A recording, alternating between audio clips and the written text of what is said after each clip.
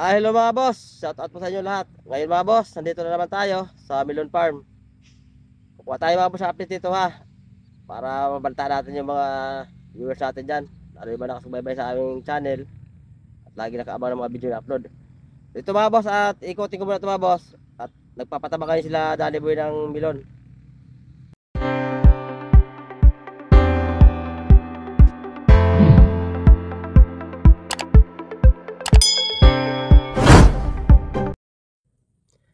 Hello po mga boss, shout out po sa inyo lahat.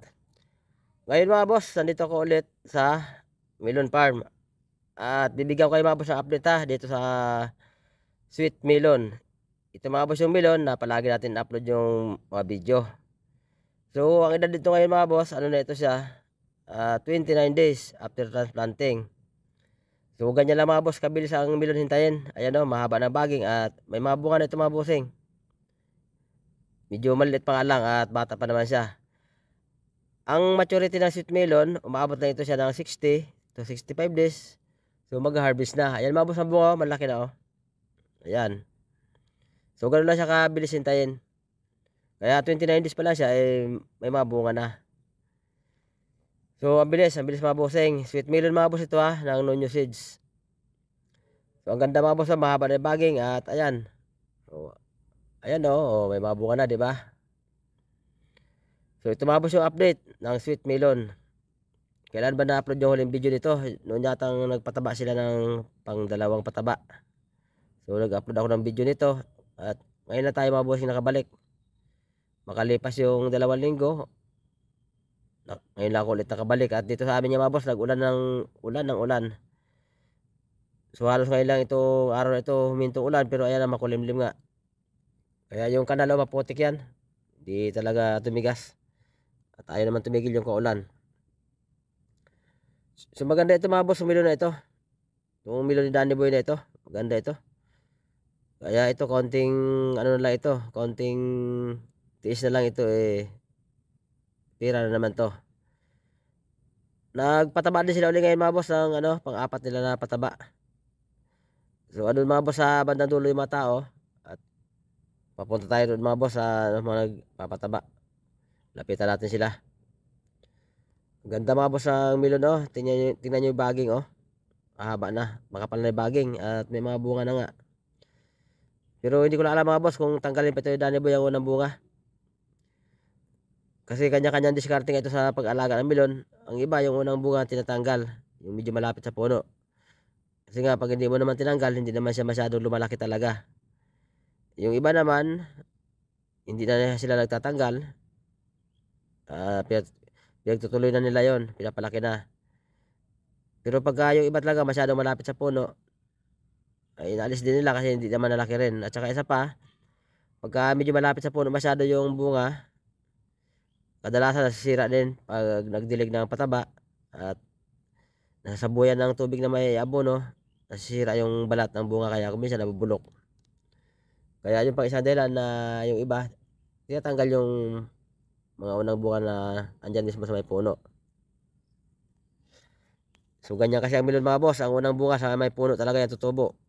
Punong-puno, halos diyan lang yan siya lumalaki sa may mismong puno niya kung saan na binubuhusan ng pataba pag nagdilig ng pataba. So maganda ito mga boss ang melon. At ito palagi ko aabot ito sa magandang presyo. At maaga ito siya. Medyo maaga ito si Danny Boy nakapagtanim. Grabing putik mga bossing oh. Hindi na nakuha tumigas yung kanal. Kahit mga boss yung plat niya na may plastic, yung sa ilalim yan, malambot yung lupa niyan. Hindi na yan tumigas. Kasi nung takloban ng plastic yan, maputik talaga yun. Nung pagkatapos, rotovator, sobrang putik niyan. Tinakpan ng plastic. Kaya malambot yan mga boss. Hindi pwedeng tapakan yung plastic at babaon yung paa mo dyan. Mawawasak yung plastic. Ganda na mga boss. Konting ano lang ito. Konting tiis na lang ito ni Danny Boy. So kikita na siya dito. So ganyan lang mga boss. Kabilis hintayin yung yung sweet melon. Napakabilis hintayin. 2 buwan lang. Lalo pag medyo magaling ang pag-aalaga at yung panahon ni makisama, ay halos 60 days lang talaga ay nag-harvest na ng unang bunga. Minsan ito mga boss, na-try pa namin noon, hindi pa umabot 60 days. Halos nga noon 58 days lang nag-harvest na ng unang bunga. Lalo pag maganda yung lupa na pagtaniman at yung panahon nila kasama, mas mabilis. So itong kanya, grabe nga kasi ulan dito sa amin, halos napakadalas naman ng ulan. Kaya yan yung kanalo, ang putik. Hindi man lang natuyo. Palagay ko hanggang sa mapitas na yung bunga niyan, ganyan na yung katalambot, yung lupa. Hindi na tumigas. So yun mga boss subaybayan nyo lang mga boss ang update pa nito pag nag-harvest na. Para makita natin mga boss kung gaano kalaki ang abutin ng bunga nito. Kung ganoon ba ito sa mga nakaraan niyang milon na umaabot ng 3 kilo yung isang pirasong bunga. So ganoon kalaki ang bunga nung nakaraang milon. So ito ngayon, subaybayan nyo lang mga boss. Tingnan natin kung abutin niya ulit ang ganoon kalaki bunga. Kaso wala yung nakaraan taon nun. Ibang area naman yan, hindi dito. Ito kasi area ngayon, sobrang lulan ito masyado mababa ito. Kaya pag umulan nandito lahat yung baba ng tubig sa bandang taas, dito lahat ang bagsak. Kaya yung kanalo ayaw tumigas. Ayaw man lang matuyo. Dahil nga pag umulan, dito lahat yung baba ng tubig. So subaybayan nyo lang mga boss yung yung mga update pa nito sa darating na mga araw. At syempre pag nag-harvest nito, subaybayan nyo mga boss para makita natin yung yung klase ng bunga, kung gaano kalaki ba ang abot talaga, at kung ito ba may mailusot. Kasi ito marami pa itong dadaanan na pagsubok. Kasi 29 days pa lang naman siya, di meron pa siya isang buwan na hintayin. Possible pa na may bagyo pang pumasok yan, o kaya daanan pa ito ng mga matitinding pag-ulan. Na kung minsan naging sanhi talaga ng pagkalugi ng milon pagka yung nasa pool ng matinding pag-ulan, lalo pag malapit na mag-harvest tapos umulan ng umulan, nasisira ang bunga kadalasan. So nare-reject. Minsan hindi na siya mabibinta sa magandang presyo pag reject na.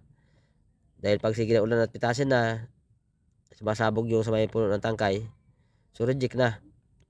Mabibili pa naman siya, kaso lang mura na. So yan mga bossing, update ng sweet melon. Kaibigan nyo mula Luzon, Visayas at Mindanao. Kaibigan ng mga magsasaka, Albatross Black Channel. Nagbabahagi ng kaalaman kung paano magtanim at mag-alaga ng mga sili, gulay, palay at iba pa. Kaya kung baguhan ka at ngayon ka palang magtatanim, dito ka lang manood kay Albatross Black Channel at sigurado may matutunan ka. Step by step kung paano magtanim at mag-alaga ng mga sili, gulay, palay at iba pa. Albatross Black Channel, share tips and technique about sili farming and other vegetable crops. Dito ka lang manood kay Albatross Black Channel. Kaibigan ng mga sili farmers, Luzon, Visayas at Mindanao.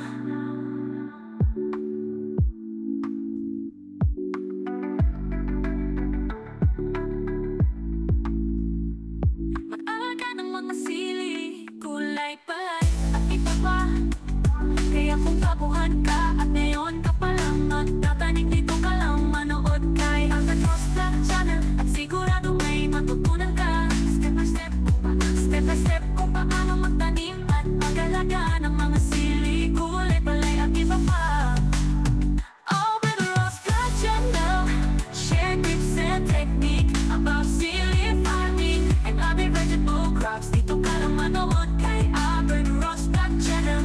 Kaibigan ng mga sili farmers, Luzon, Visayas at Mindanao.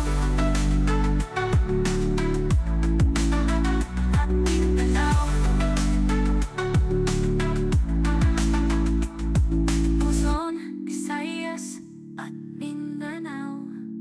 Albatross Black Channel.